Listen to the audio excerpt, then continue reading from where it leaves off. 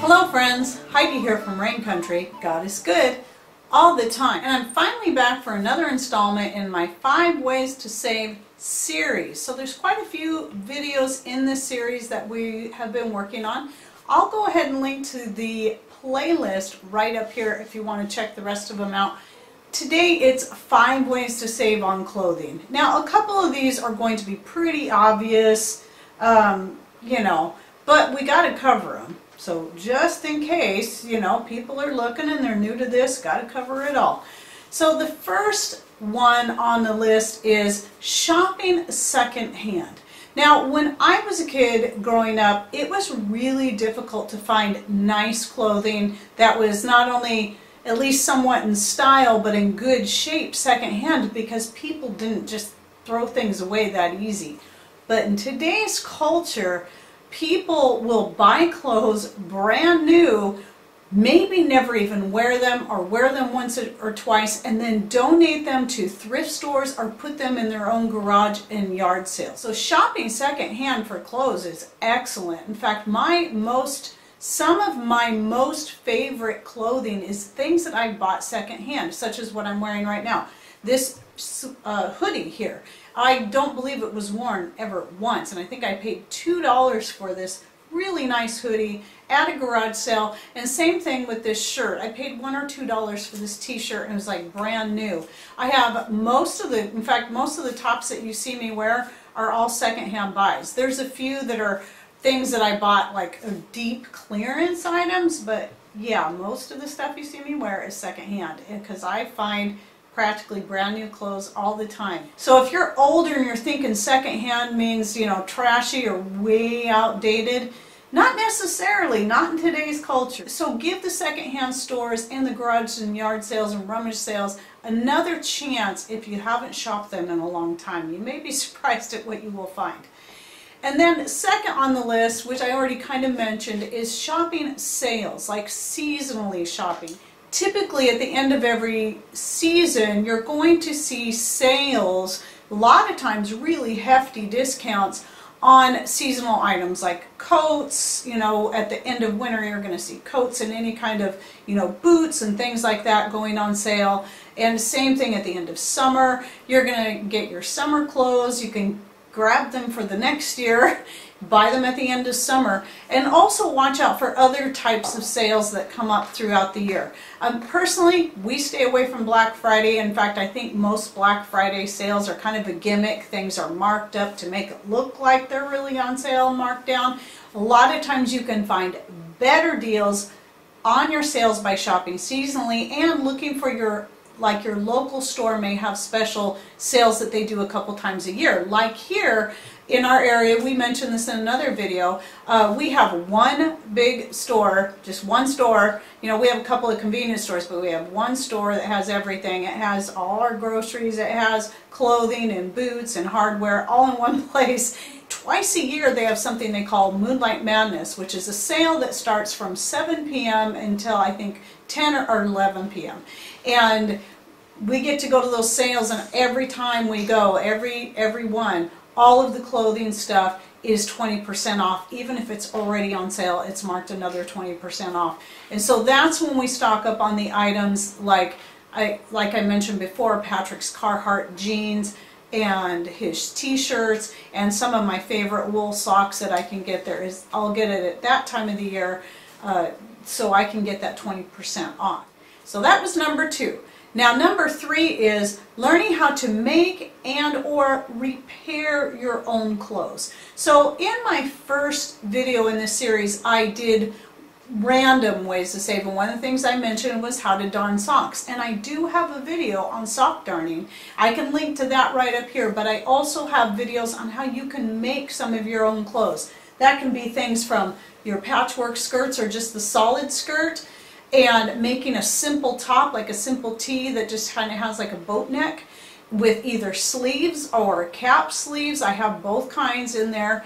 and I plan on doing more videos on ways that you can make the sleeves for that. Very, very simple. So for the beginning sewer, a lot of the patterns I'm putting out there are very simple patterns. So, and one of my favorite shirts to wear with my skirts is a burgundy top that I made, and I think it was in one of those videos, that burgundy top I made. That's one of my very favorite ones to wear.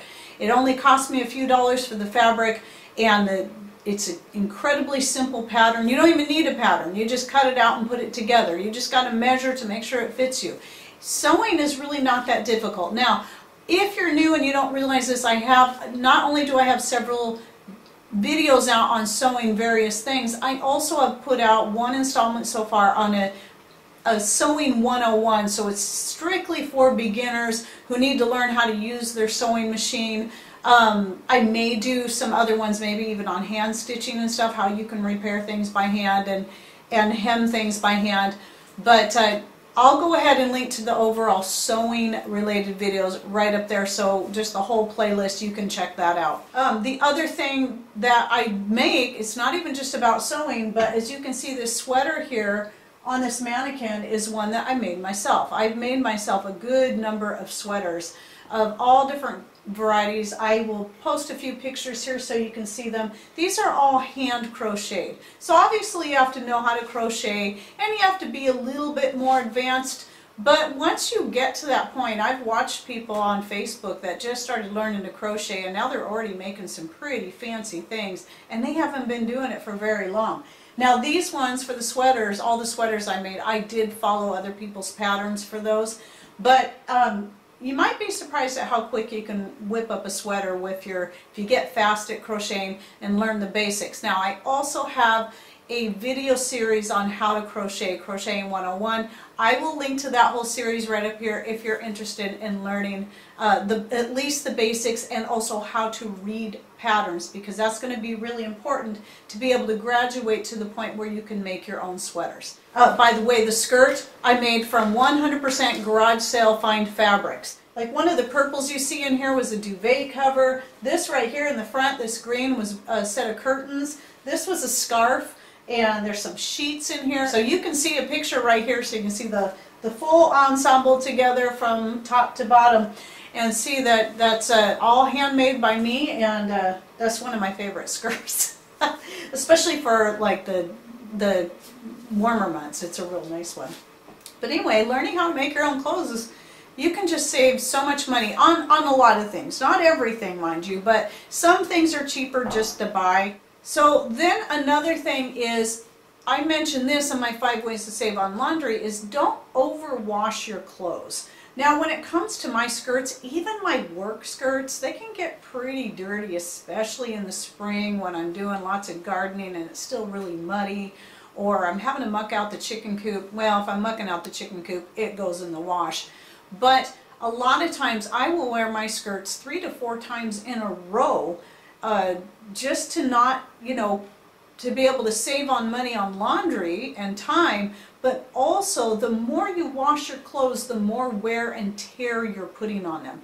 So if you're only wearing something for an hour, a couple hours, you don't get it dirty, hang it back up. There's no sense in throwing it in the wash. You're gonna wear the clothes out much faster. So unless your clothes are really gross, or you absolutely cannot wear them as dirty as they are, then just hang them back up. If they look good, they're going to be fine. No one's going to know you may have worn them 2 or 3 days in a row. It's not a big deal. So that will save you there and prolong the life of your attire. Okay, now the last point is, now this is the one that may be slightly different from what other people say, and that is, make your own style. Who says we have to let society dictate to us the style that we should wear? I tell you, in the past several years, I've seen a lot of styles. This is one reason I switched to skirts, was I got so sick and tired of jeans that they had out there that were both overpriced and never fit right. They were never comfortable to me. Very difficult. I've never cared for jeans that much anyway.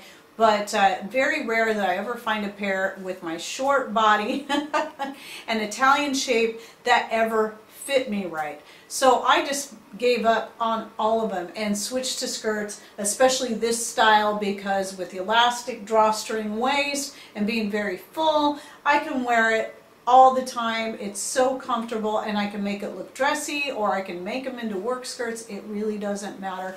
And I still look decent. If somebody comes up to the door and I've been working, at least I'm still dressed like a lady. That's another reason why I like my attire. Plus, it's something I've made myself. It's my own. It's something the style I came up with my own. It's my own attire. I mean, obviously some stuff like this isn't my own, but I mean, I put together the clothes the way I like them, the way I think looks good on me, and I don't care how anyone else dresses, and I don't care if no one else likes it. As long as I'm comfortable and I think I look good in it, that's all that matters to me. You know, if you get outside the mentality of feeling like you have to fit into what the societal norm is for dress, which I tell you, a lot of it today is I don't think anybody should be trying to fit into that, but whatever. That's my personal opinion.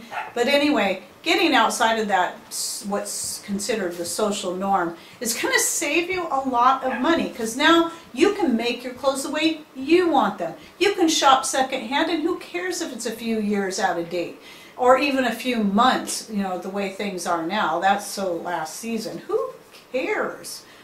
So my personal opinion is that is really the way to go. And on top of this, on top of the money saving thing, creating your own style and what you like, what you feel pretty in or handsome in, whatever the case may be, is so liberating once you step outside what everybody else thinks you should wear and you make your own choices. Just like a lot of other things, it's very liberating.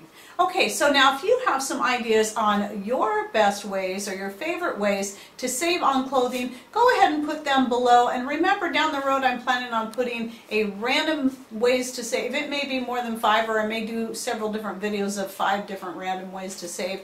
And I'm going to be compiling some of your good ideas in there. Okay, well, I hope you enjoyed this video and that you learned something new. Thanks for watching. Take care, and God bless.